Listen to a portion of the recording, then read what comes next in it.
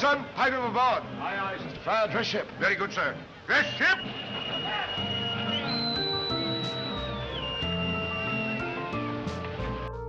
A brief history of man's maritime mastery. Chapter 23. Dreadnoughts and Battleships of Forgotten Wars.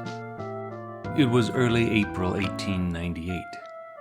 The once mighty USS Maine had lain for 2 months in the mud of Havana Harbor, a silent sentinel to the rising tensions between Spain and the United States.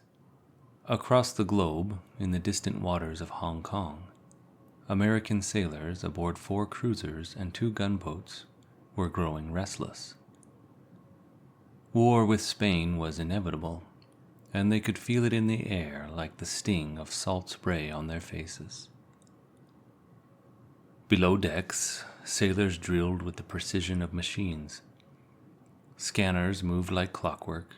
The ship's white hulls were repainted to a battleship gray, the color of an approaching storm. On the flagship Olympia, Commodore George Dewey, a seasoned 61-year-old sea dog with a mustache that cut through the air like a ship's prow through waves, paced back and forth on the Turkish rug that lay between his wicker chair and the breech of an 8-inch gun intruding into his quarters. It had been over 30 years since Dewey had seen action at New Orleans, as a young lieutenant in Admiral Farragut's fleet. Now, as he neared the twilight of his career, this obscure posting in the Far East seemed like a quiet send-off. But Dewey was not one to settle into obscurity. He stood ready, watching, waiting for whatever orders might come from President McKinley. Then, just 2 days after the declaration of the Spanish-American War, the orders did come. Proceed at once to the Philippine Islands. Commence operations against the Spanish fleet. You must capture vessels or destroy them. In a flurry of activity, the last remnants of peacetime were cast away. Chests, ditty boxes, mess tables, and even Dewey's own rocker were sent ashore or tossed overboard. The men knew they were headed for a fight.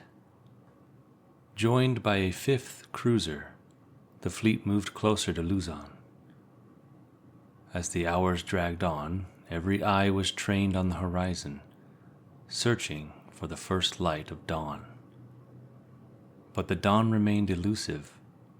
Instead, it was under the ghostly glow of a yellow moon, just before midnight on the eve of May Day, that Dewey's fleet raised Corregidor Island, the heavily fortified gatekeeper to Manila Bay. The island's guns and forts reminded Dewey of the Confederate strongholds he had faced on the Mississippi River back in 1862. Unfazed, he ordered his ships to douse all but their stern lanterns, tucked his coal-laden supply ships outside the danger zone, and silently slipped his fleet past the island's batteries in a disciplined line of battle. As the dawn finally broke over Manila Bay, the enemy came into view. A Spanish squadron anchored at Cavite Harbor, consisting of 7 cruisers, 5 gunboats, and 2 torpedo boats. Dewey gave the order, and the Olympia led the American line straight toward the enemy. His orders, calm but commanding, carried through the morning air, giving his gunners clearance to fire when ready. With that, the stillness shattered. A torrent of 4, 6, and 8-inch shells streaked across the bay, tearing through the thickening haze of powder smoke. The Olympia moved back and forth in a deadly dance, leading the battle line closer with each pass.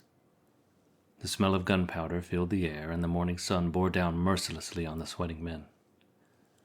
Gunners, stripped to the waist, toiled under the rising heat as their feet sizzled on the melting deck seams. Below decks, stokers fed the ship's roaring furnaces, their faces blackened by soot and their bodies drenched in sweat, while every gunshot sent vibrations through the pipes, showering them with steam. The battle raged on, the smoke thickening into a pea soup fog. At last, Dewey signaled a break. the Olympia pulled back across the bay and the men were given a brief respite for breakfast and a short nap. Meanwhile, Spanish Rear Admiral Patricio Montoya y Pasarón watched in stunned silence. His ships were heavily damaged and he believed the battle to be over. But Dewey was merely regrouping, and soon the American guns roared back to life. Now it was a fight to the finish. Under a blazing sun, with sweat stinging their eyes, American gunners heaved shells weighing up to 250 pounds into the smoking barrels. Each breech block slammed shut, and every projectile sent a new shudder through the Spanish fleet. Flame and smoke shot from the shattered hulls, marking every hit like the stabs of a giant's spear. The Spanish squadron, battered and burning, could not hold. With 2 ships already sunk and 8 more ablaze, Montoya struck his colors. Nearly 400 Spanish sailors were dead or wounded. Dewey, by contrast, had suffered only a few minor injuries among his men. His victory was nothing short of magnificent, and it was a victory that would echo across the world. Within 2 months, the equally decisive Battle of Santiago de Cuba would see Spain's remaining fleet sent to the bottom. The once mighty Spanish navy had been utterly defeated, its last remnants swept from the seas by the steel and smoke of a new era. In the space of a single morning, Commodore George Dewey had transformed from a man nearing retirement on a quiet, distant station to an American hero. He had etched his name into the archives of naval history with a victory that not only humbled Spain, but also heralded the rise of the United States as a formidable naval power. A few years later, Japan, not to be outdone and also eager to establish itself as a Pacific power, set the stage for another grand fleet engagement on the open sea, one not seen since the Battle of Trafalgar a full century before. In 1905, this opportunity presented itself in the narrow strait between Japan and Korea, northeast of the island of Tsushima. The land of the rising sun dispatched Admiral Heihachiro Togo with a single crucial mission: destroy the Russian fleet bottled up at Port Arthur in Manchuria. The Tsar had dispatched his Baltic fleet into the Pacific. This fleet was commanded by the resolute but unfortunate Vice Admiral Zinovy Petrovich Rozhestvensky. It was an ill-fated armada, a mismatched collection of over 40 warships and auxiliaries, their golden stacks stained black with coal smoke. Some of Rozhestvensky's fleet chose the shorter route through the Suez Canal, while most plowed miserably around the Cape of Good Hope to Madagascar. The journey was a litany of suffering, over 100 breakdowns, coal bunkers filled at sea from collier ships stationed along the route, with coal dust so pervasive it filled the officers' cabins and hung like a black shroud over the fleet. The ill-trained crews, caught between the twin nightmares of despair and mutiny, faced not just the enemy but disease, firing squads, and even suicide. For 7 months they endured this 16,000-mile ordeal. By the time the fleet left its anchorage in Cochin, China, South Vietnam, the whole world knew its fate was near. Port Arthur had fallen, and now Rozhestvensky had to force his way to Vladivostok. To do so, he would have to pass right through the gauntlet of Admiral Togo's fast warships and battle-hardened crews. The Japanese held every advantage. Togo's fleet could sail rings around the lumbering Russian ships and unleash shells 7 times as powerful as the best Russian 12-inchers. Togo, understanding his enemy's limited fuel range, positioned his forces squarely across the Tsushima Strait, the shortest route to Vladivostok. The day came, May 27, 1905. Rozhestvensky's fleet sailed into the strait, his men prepared for battle, blessed by chaplains and fortified by shots of vodka. Togo's scouts had spotted them, and his fleet was ready. As the 2 fleets came within gun range, Togo, ever the daring commander, ordered an audacious maneuver. He signaled his ships to turn across the Russian course, each vessel swinging around the same pivot point at 2-minute intervals. It was a maneuver fraught with risk. At such a moment, a ship loses speed and its gunners find it difficult to maintain any accuracy. The Russians had a golden opportunity here. They could pick off the Japanese ships one by one. But in the confusion and chaos of battle, the Russians missed their chance. Their half-trained gunners managed a few hits, but the Japanese completed their turn unscathed. Now, Togo's fleet raced alongside the Russians, running a parallel course. With deadly precision, they opened fire. At that range, Togo's 4-foot-long, 12-inch shells could be seen tumbling end over end as they arched toward their targets. The Russians, in dark humor, called them portmanteaus, because they looked like a large trunk or suitcase. But there was nothing comical about the destruction they wrought. The shells tore through the air and crashed into the Tsar's ships, each explosion a hammer blow to the Russian fleet. One shell burst through an observation slit on the Russian flagship, smashing into the command turret surrounded by 12-inch armor.